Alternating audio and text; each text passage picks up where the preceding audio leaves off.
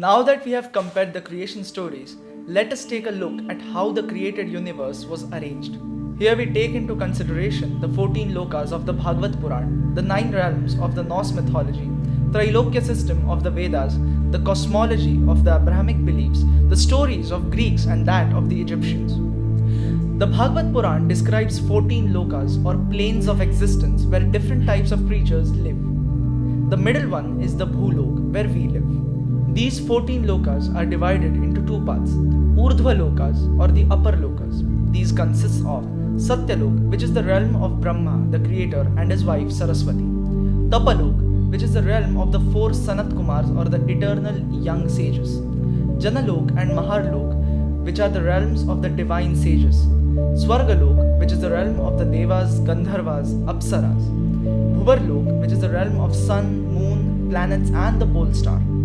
And finally, the Bhulok, which is again the realm of humans. The second part is the Adhalokas or the lower lokas. They are Atal, Vital, Sutal, Talatal, Mahatal, Rasatal, and Patal. These are inhabited by different types of asurs such as the Danavs, Daityas, Nivatakavachas, etc. Apart from these 14 primary lokas, there is the Pitralok, which is the land of ancestors, and the Naglok, which is the land of the snakes. There is also Narka, the land of punishment, which is ruled by Yamaraj. Below Narka lies the great ocean of birth called the Garbhodak, where lies Garbhodakashayi Vishnu. A similar multiplanar structure is found in the Norse mythology, which has 9 planes set upon Yggdrasil, the tree of existence.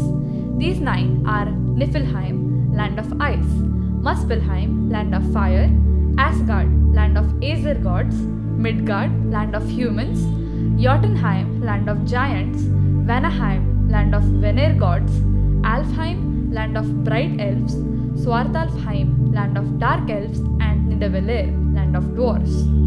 In some versions, the Svartalfheim and the Nidavellir are treated as one, and another realm, Hell, is added.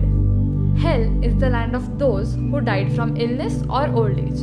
Comparing these two, there is an obvious similarity between the two thoughts where different planes of existence have different types of beings associated with them. Although Narka should be mentioned separately as it has a moral aspect to it rather than a material one. It is the land of punishment and hence doesn't exactly fit as a loka. The concept of the world tree Yggdrasil in the Norse mythology is not found as it is in the Indian mythology. However, in Bhagavad Gita, Krishna does compare this entire world to a great banyan tree, but it is just as a metaphor. Another Indian system of cosmology is that of the Trilokya. That is, the world is primarily divided into 3 parts, the upper, the middle, and below. These usually refer to the Swarga, Bhu, and Patal. This system is more predominant in the Vedas. The Swarga is where the gods and other celestial beings like Gandharvas and Apsaras live. It is also where one goes after death for their rewards. Hence, Swarga has a dual value, a material as well as a moral one. This isn't the case with Narka, which has no indigenous inhabitants of its own. This system of 3 worlds is seen in Abrahamic cultures too, as heaven, earth, and hell.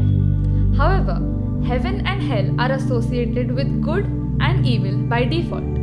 Heaven is where God lives with his angels, while hell is where the devil resides with his demons, which are fallen angels. Judaism originally did not have the concept of hell, but had Gehenna, a kind of judgment space for afterlife. Gehenna might be the idea that might have given rise to the concept of Judgment Day in the Christian belief. Gehenna might also be the root word for the Islamic word Jahannam. The principal difference between the Indian and the Abrahamic thought is that in the Abrahamic thought, once you die, you get heaven or hell for all eternity. This concept is absent in the Indian thought, where the karma system comes into picture.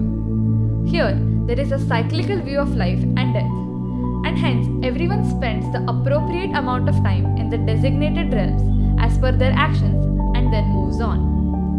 These comparisons give us insight into the psychology of an entire society.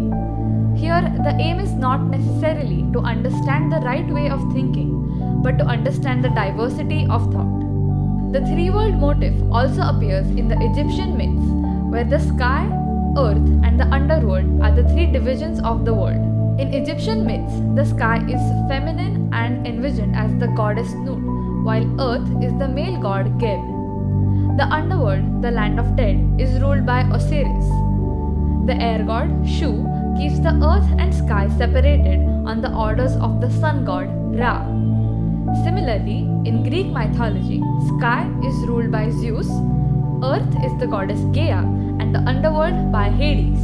The Greek myths also value the sea as almost a separate dominion, that of Poseidon, which is present on earth yet not under the control of Gaia. The titan Atlas was ordered by Zeus, king of the gods, to keep the sky away from the earth by holding it on his shoulders. The Greeks envisioned the sky as a celestial dome. The statues of Atlas holding a sphere on his shoulder are pretty common and have been misinterpreted as Atlas holding the earth. As we compare the Indian thought to different cultures, we can also compare it to an interesting modern culture, that is, the culture of comics. Now, most of you must be familiar with DC and Marvel comics and their concept of the multiverse, that is, the concept that there are infinite parallel universes in existence forming the entire multiverse. But this concept can be found years and years before in the Bhagavad Puran, where it is said, the Karanodakashayi Vishnu rests in the Karanodak, that is, the ocean of cause. As he exhales, each pore of his body gives rise to one universe in which he enters as the Garbhodakashayi Vishnu, who further gives rise to a Brahma in each individual universe. If you want to know more about this, do watch our video on the Hindu Kala Chakra. If you liked this video and found our insights interesting, then do follow us on our page Satyalok on Instagram and help us to spread the greatness of ancient India with as many people as we can. Stay tuned, stay educated, and last but not the least, know your culture by self-investigating the truth.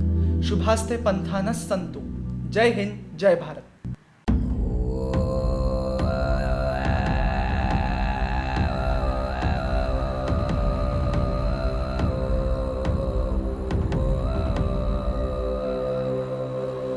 Thank